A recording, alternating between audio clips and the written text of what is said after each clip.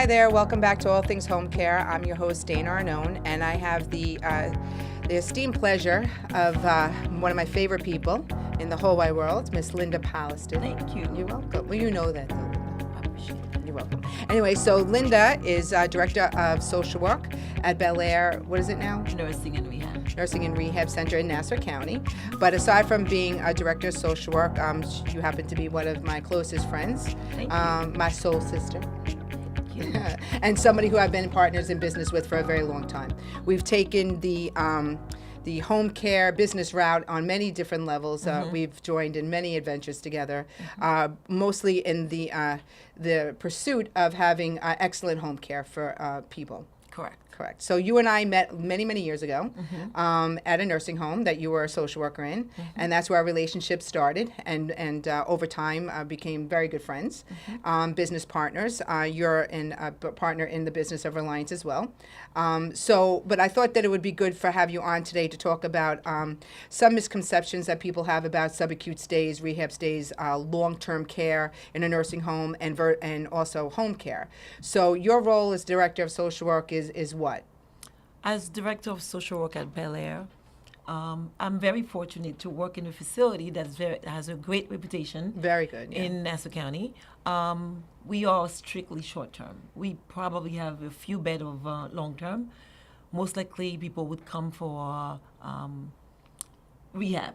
And the stay at Bel Air, we focus on getting people stronger and to return back home. And as you may know, as people get older, it doesn't get easier. So now, what I've done, usually upon admission, when we met with the patient and the family, within 24 hours, we introduce ourselves to them and let them know the purpose of them being in Bel Air and the goal as well. Mm-hmm. Do you find that most people, when they come to Bel Air, they're thinking that they're going to be staying there long term, or? I would say yes. Bel Air is a great place. It's a beautiful place. People think I'm going to be here for 3 months because they know I do have that 100 days correct. Of Medicare, that and whole 100 days. Correct. And, things change. It's But is that true, though? Do they have 100 days? They do have 100 days, however, you have to be able to use it as needed. What does that mean, though? Meaning you must have we have to be able to justify the reason why you have to stay for either 30 days, 40 days. So people is there for a different reason. Some people is there for a knee replacement, and depend on the age. Depend on their motivation. So some people can be there for 2 weeks, some others for 6 weeks. So what we do upon admission, we met with the patient and the family and start discussing our goals for them and want to know what's their goal as well. So you're starting the discharge process, right? Upon admission. Right. So how does Bel Air, or Bel Air is owned by National, right? So National is a corporation that owns several nursing homes around Long Island. Is there anywhere outside of Long Island? Of course, in different states. They used to have in New York City, I think it was in the Bronx, but no longer have that. So National, from my experience of doing, the nursing side of things, it's a very, very, very well-run business. The nursing homes are beautiful, so everybody always wants to go there. I know. I know there's a waiting list to get into Bel Air. It's very hard to get in. It's a very so. What if someone's in a hospital right now, and they're looking to have their loved one go to Bel Air or go to one of National's facilities? What is the process for them? Well, usually, while they are in the hospital, the social worker in the hospital usually will give them options. So they have the right to pick a nursing home of their choices. It's based on what, though? Location, insurance? Correct. Yeah. So and we accept Medicare and lots of other insurances. So they always, once they start researching and they look who we are, and a lot of family will come in as well. So I have a lot of patients that come, says, my next door neighbor, my family, my best friend. And in addition to this, the social worker in the hospital provide them with the information when they start research Bel Air, and number 1, 2, everybody 3, wants 4. to come to us. But that could be because of you too, though. Oh, thank you. I'll try. Yes. So when someone's admitted into Bel Air, they're coming to you, because I know that I deal with a lot of nursing homes, and Bel Air's run a little differently than a lot of the other facilities that I've dealt with. So when someone comes in and they say to you, Mom has 100 days, what do you say? Well, I explained to them the 100 days is based on patient needs. Because some nursing homes will keep them for the full 100 days. Well, at Bel Air, we go exactly by Medicare guidelines. If we think that somebody's not making enough gains and we cannot justify payment for them as well, so we start discussing a plan. do you want to go to an assisted living if you're going to be qualified? And we also let them know there's no place like home. If you want to be home, we definitely can help you to get home. So how would you help someone that says, mom has limited income or dad has limited income, they want to return to their home, they have a home in the community. What kind of discharge plan do you set up for them? Or what can a family expect from a social worker in a skilled facility to assist them in that discharge plan? As a matter of fact, I don't wait till they tell me. I discuss all the options. And I said, what's the goal? The goal is, most of the time, it's to return back to their home. So I start saying, now, we have to have a plan A, B, and the next. So I start explaining it could be the same goal that they have, that's what we have, to help you to return back home. And if you do, just in case you're going to need some help, you got to start a certain process. So when It's education. Okay, so in education starting upon admission. So we get a lot of phone calls from family members that are looking to, get their loved ones home from a skilled facility. We get calls from the community, but a lot of times it's from a facility referring to us. And a lot of the things that the families are saying is the social work office. It's always social work. Of course. Social work is the go-to department. But the social worker said mom needs 24-hour care. So is that a common thing that you find upon discharge? Is the family's expectations going to be 24-hour care? Most of the time. Why? Even when we discuss... But that's not true, though. I know that's not true, but in their mind, even when we talk about a home care transition, we talk about the nurse can come, the therapist will come, they all fixating on getting the aids. How many hours I'm going to get through Medicare. So that part I have to make sure that they understand. Medicaid can offer you an aid, they call it a bath aid. Yeah. And it's only not while you have skilled correct. care. And it's not guaranteed. So that's the reason why I said you must have a plan in place. The education is, a lot of them don't know about Medicaid. So we start the process if you don't have enough funds, even though if you do, to protect the assets, the best thing we can do, we can refer you to an elder care. Or there's a lot of home care out there that's offered their help. So we can have a safe discharge plan. Yeah. And it seems to work. What I always say is that when I meet with social workers that may not know me or know the business, I always say, that Medicaid conversation or the care conversation has to start upon admission. Correct. That's really the only way to give the family a fair, shake of going home with care. Because if they start upon discharge, it's too late then. Exactly. They're going to be going home with private pay. So what do you do with a family that says, you know what, Linda, I can't take my loved one home and they're going to stay here? What happens?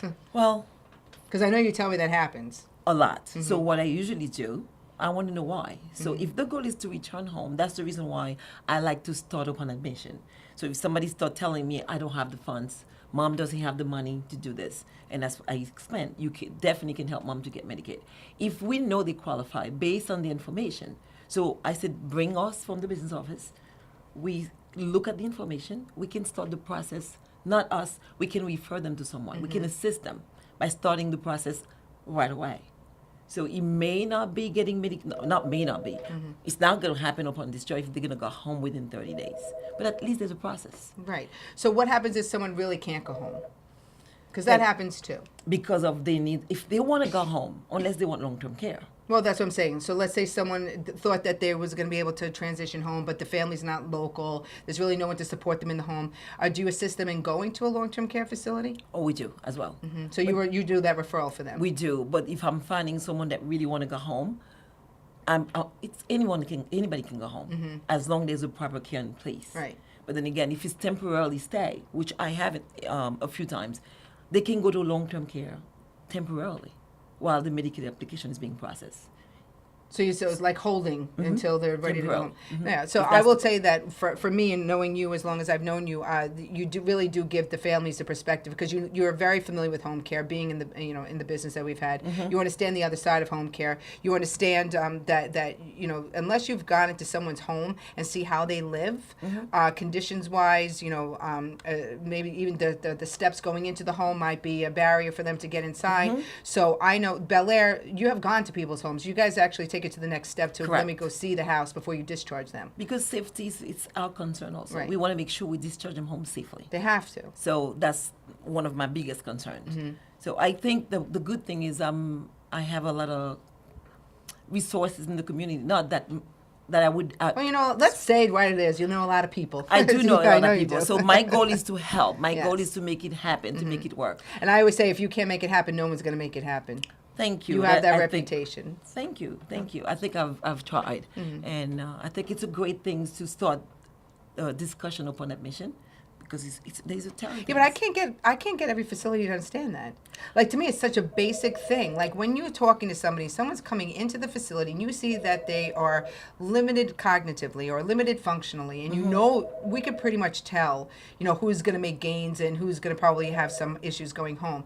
I don't understand why those admission people don't start that process. I can't tell you how many phone calls we get here, emergencies, mom's going home tomorrow, she doesn't have care, can't afford care, and then they're looking to us, which we are more than happy to help them, but that really should be done at the beginning. But that's the reason why at Bel Air I have less of a problem. I'm able to discharge people home safely. We do probably between 130 to 140 That is crazy. discharges in a month. A month, I know. That's crazy. Lots That's of a lot of admission, work, yeah. lots of discharges. I don't know that people really even understand what that means I when they know. hear that, because most facilities that are subacute facilities are discharging maybe 20 a month, maybe 40, maybe they're doing 5 to 10 a week. Us for 35 to 40 in a week. Yeah, and each discharge takes how much time? There's a lot of time. It's all depend again. If somebody was, they have the equipment prior, they like a frequent flyer, so that make it a little bit easier. If they have the home care setup because they have an aide prior coming to Bel Air. But for those that it's the first time and they really need a lot of help, it is a challenge. It is. But again, we, based on experience, I'm able to make it happen. I like that. So one of the things that I know is a little bit different with Bel Air, I don't know if it's across the board with national, but I know Bel Air, is the term bundle. And you have a bundle patient. What does a bundle patient mean? And does somebody coming into your facility realize that they're being labeled bundle? We have to let them know. It's based on their diagnosis. So walk people through, someone will take a standard thing, someone falls, breaks their hip, goes to, I'll say Winthrop.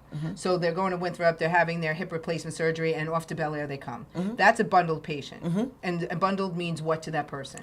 Based on the diagnosis, it's an enhanced program for Medicare. So meaning you don't really need to spend 30 days. The rehab is intense. It could be up to 3 hours a day.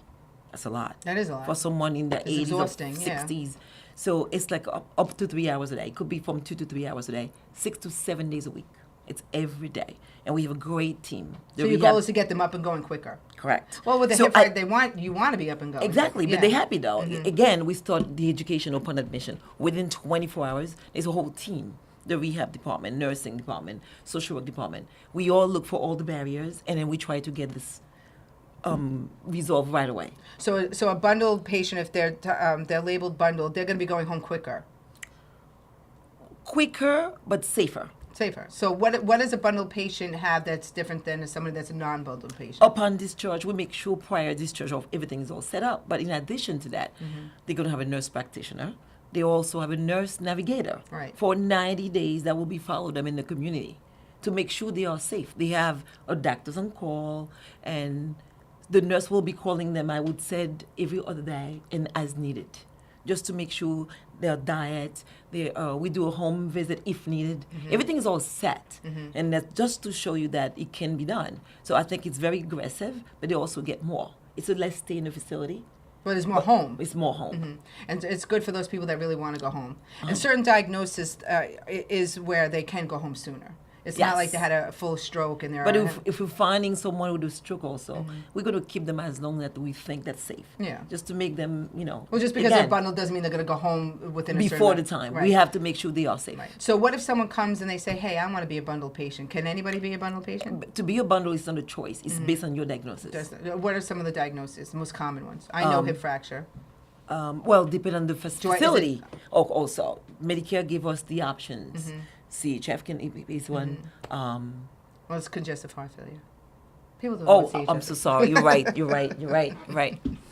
So then, depending on the facility. You mean one of the national's facilities? Right. Are there other nursing homes in Nassau County that bundle? Huntington Hills. Well, that's a national, but that's... Oh, you mean, Parker. Parker's the only other one. Yes. Right. So why would a facility choose to bundle someone? The hospital's a bundle. Well, it's a choice to Medicare. It's, I think that there's an incentive there as well. Yeah. But it's a great program. It is a I'm good finding program. very, very good. Yeah, and they like to follow up with the doctors. So let's say someone gets a hip fracture, and for the first 90 days they're really homebound. They can't get out to see their doctor. It's a good option that they can have someone come to their home. Correct. You get more services in the home. Yeah, and the goal is to keep them then, not to be rehospitalized, not to go back to the That's nursing home. correct. Yeah, because I And think you know what? They have the right to return to the facility. If I discharge someone home, That's a bundled a person. bundle patient, and then 2-3 weeks later, that's the reason why we call them all the time to find out if there's any symptom, anything that's not going Or well. if they're struggling, they can come back. Correct. Instead of going back to the hospital, they can come back to us. Yeah. Do they come back? Oh, they do. Really? We do. And then you discharge them again? Okay. But then That's again, a lot more work, though. well, It's better than going to the hospital. that's correct. Yes, so that's but it's the not goal. always though. It's No. it's once in a while. So, So because I think that it was I'm not going to say numbers because I'll be wrong and someone's going to call me out on it. But I know that the likelihood of somebody to be rehospitalized is within a certain amount of time. Is it 90 days? well, for bundles within the 90 days. They have to stay home for 90 days. But I'm saying, like, what's the reoccurrence rate of somebody, the rehospitalization rate of someone that goes... That's not bundle. That's a non-bundle. 30 days. 30 days. That's what I would think. So I was going to say 30, but I don't want someone calling out. 30 So she days. said it. I didn't say it. So It's 30 days. So in the event that, so they're saying that the likelihood of someone to go back to the hospital after discharge from wherever is around 30 days. 30 days. So we're trying even in our business here at Reliance, we try to partner up to keep people home. So we're educating them a lot on the barriers of why people might be rehospitalized within those 30 days. So so just as a closing and wrapping things up here, how would you say that your job at Bel Air, and Bel Air as a facility, who I have to say that I've seen Bel Air, 15, 16 years ago before it became the Bel Air that it is today. So it's had a lot of transitions and a wonderful facility. How would you say that you guys are different than the other skilled facilities in the ones that we deal with in Nassau County? I have to say, I think is the team and the team that we are, and also I think our focus is really help the people to get home safely And stay there. and stay home. So we also have all the resources, all the information in place, a lot of time to provide to the family, just to make sure that they know the best way to do to get their loved one home and safely. Right, and I think that most facilities would agree that social work is probably one of the most integral departments in discharging someone safely. Correct. If you have a good social work team, if you have a good leader or director of social work, I can definitely tell you from the home care perspective, from the skilled side, or even from the aid side, I can tell when there's a good social worker discharging that patient. Everybody in the industry knows that you're probably the best. Oh, And, thank you. Thank you so that's much. true. You can pat yourself on the back for that one. Oh, thank you. That's many years of good resources and really caring and having great knowledge. So I do have the heart. That's true. I think my fulfillment when I'm able to help a family to find the right fit at home, whether I have to stay late till 6, 7, 8 o'clock at night, I'll stay there just to make sure my patient can go home safely and with the services that they're entitled to. I think that makes all the difference in the world. Yes. And the families do appreciate that. I know they do. Yeah, they do. Okay. And we make a good team. We are. Well, Linda, I thank you so much, as usual. It's a pleasure. Thank to be you. here. So Bel Air Care, what is it now? Bel Air Nursing and Rehab. In Belmore. You can find Linda there, 516-826-1160, right? Yes. So if you have any questions, or I guess how does someone get admitted into Bel Air? What's the Well, best you know way? what? If they can tour the facility, Okay. and if they come, just like they can call and tour the facility, then there's someone that will provide them with all the information that they need. So they can call that number and ask just for a tour, and That's then they'll give correct. them the information. Always. Wonderful. Okay, so I'll talk to you. No problem. Okay. Thanks again, and Pleasure. tune into All Things Home Care with me, your host Dana Arnone. Visit us at RelianceHSSNY.com or call us at 516-308-4840 at any time. If you have any questions about Bel Air Care Center, we can definitely direct you in the right place. Okay, thank you. You're welcome I'll see and you. pleasure. Bye-bye. Thanks. Bye.